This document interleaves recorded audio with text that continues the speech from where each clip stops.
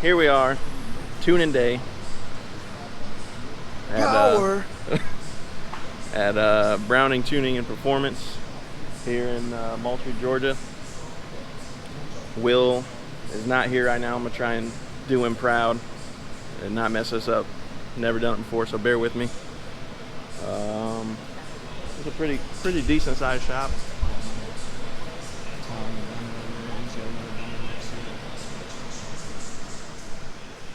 We got this monster. This tire's a 345. Yeah.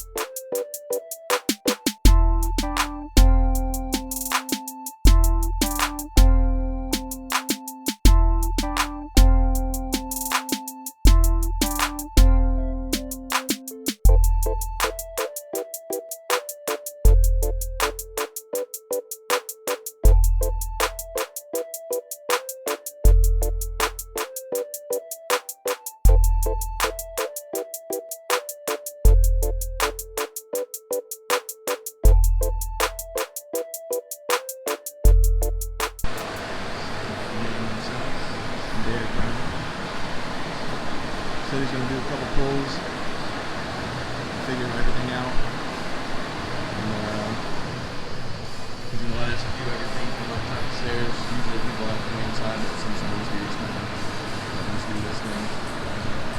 That's pretty cool. There we go. Time to go down.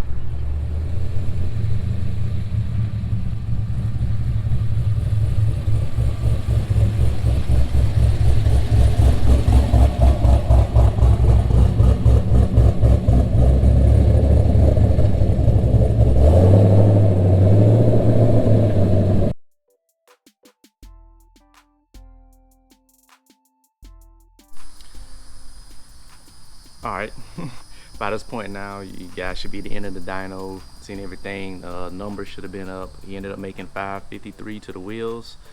That was at about 5,900 RPM.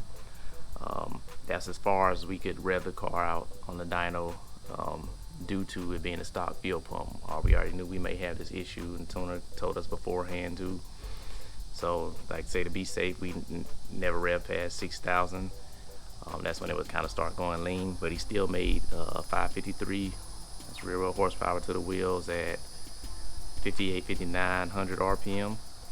I'm pretty sure if you could get it to rev out actually to 68, 69,000, he would have definitely made 600. The way the graph was going, which should be coming up now.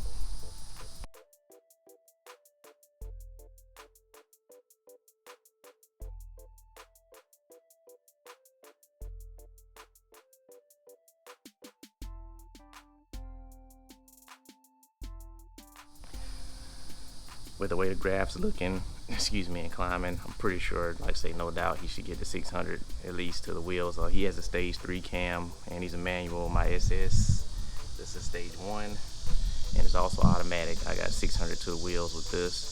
So he definitely has the formula to make more than I should be able to make, or should have made. Like I say, we do the fuel pump issue we have on order, so what we're gonna be doing next video is gonna swap out the stock SS pump with the stock ZL1 fuel pump. We got that from Texas Speed. That's a complete drop-in kit, comes with the bucket, everything, the level sensor and all that.